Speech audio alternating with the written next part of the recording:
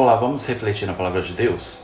Gostaria de ler com vocês um texto que se encontra em Isaías, capítulo 55, versículos de 8 a 9, onde nós lemos o seguinte: porque os meus pensamentos não são os vossos pensamentos, nem os vossos caminhos os meus caminhos, diz o Senhor. Porque assim como os céus são mais altos do que a terra, assim são os meus caminhos mais altos do que os vossos caminhos, e os meus pensamentos mais altos do que os vossos pensamentos. Eu me lembro, lendo esse texto, daquela fala de Jesus que ele diz assim: o que eu faço agora, vocês não conseguem compreender, vocês não conseguem entender. Porém, vocês irão compreender mais tarde, posteriormente.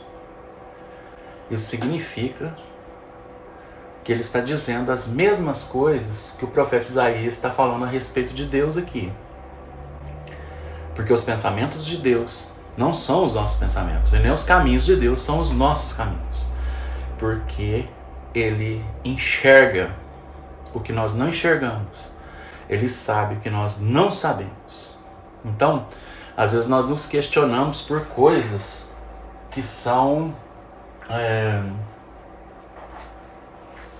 dúvidas nossas. Por exemplo, por que Jesus ressuscitou a Lázaro, porém ele não ressuscitou o seu próprio pai, José? Tanto que ele teve que entregar Maria a João. Mulher, eis o seu filho, e João, eis sua mãe. Ele poderia ressuscitar o pai. Essa seria uma das opções. Poderia ter ressuscitado seu primo, João Batista. Também não ressuscitou. Você pode pensar, mas eles cortaram a cabeça dele fora? Mas para Deus não há impossíveis. Sendo assim, a gente não consegue compreender inúmeras coisas. A gente não sabe. Simplesmente a gente não sabe. E olhando para a vida, nós não entendemos porque tem gente que morre tão cedo. E tem gente gente boa que morre tão cedo e gente ruim que morre tão tarde. Porque que é, afinal das contas, que ele permite tudo isso que nós vemos. Suicídios. Uma pessoa que se suicida, por exemplo, ela não está no seu estado normal, no estado de consciência normal. A sua mente não está funcionando corretamente. Suas emoções estão todas desgovernadas. Está tudo nessa pessoa está transtornada. Os pensamentos, os sentimentos, as emoções, espiritualmente também. Então, e num momento de desespero desse, a pessoa pode se matar. E aí vai para o inferno? Duvido muito. Porque há atenuantes e há agravantes. E as atenuantes para alguém que se mata num momento de depressão, a meu ver, são seríssimos. As atenuantes são seríssimas. E não é mais como antigamente. Existia até cemitérios de pessoas que se suicidaram. Não poderiam nem ser enterradas em cemitério comum, em vala comum.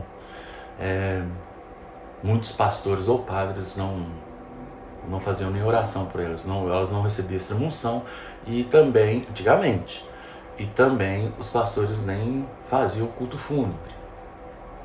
Então, nós vemos que com a evolução do conhecimento, com o desenvolvimento científico, nós conseguimos entender que essas pessoas não são covardes, que essas pessoas estavam doentes e que se mataram num momento de desespero, como forma de alívio para uma dor tremenda, uma dor praticamente impossível de se aguentar. Mas por que a permissão divina para isso? Por que Deus não acaba com isso? No mundo tereis aflições, tem de bom ânimo, pois eu venci o mundo. Foi o que Jesus disse. Aqui nós teremos aflições. Nós passaremos cada etapa da nossa vida até nós atingirmos a maturidade. Maturidade espiritual, maturidade intelectual e emocional. Isso não vai acontecer até o final das nossas vidas. Isso só acontecerá na glorificação, quando todos estivermos glorificados, vivendo no céu com o Pai, o Filho e o Espírito Santo. Aí sim, todos seremos perfeitos, como perfeito é o Filho, pois o objetivo é nos tornarmos iguais ao seu Filho, seu único Filho, nosso Senhor Jesus Cristo. Aí sim. Só que nós estamos no processo, e nesse processo, entre o que seremos, o que fomos e o que somos, há um espaço de aprendizagem, um espaço de prática. E para praticarmos o bem, o mal nos assedia, nos atormenta. O mal diuturnamente está à nossa volta, nos tentando, no sentido de nos testando, nos provando. E assim, cada etapa e cada chance que nós temos de vencê-lo é uma vitória. E o acúmulo de vitórias é que nos levará até o destino final, que é sermos iguais ao nosso Senhor Jesus Cristo. Nós temos o padrão, que é Jesus. Nós temos a nós, que somos fora do padrão. Somos ectípicos, ou seja, fora do padrão. Jesus é o nosso arquétipo, ou seja, o nosso padrão, o nosso ideal. Então, de ectípicos, seremos arquétipos, baseados no nosso único e suficiente Salvador, nosso Senhor Jesus Cristo, que é o nosso arquétipo, é aquele que nós miramos, é o nosso alvo, e nós seremos semelhantes a Ele.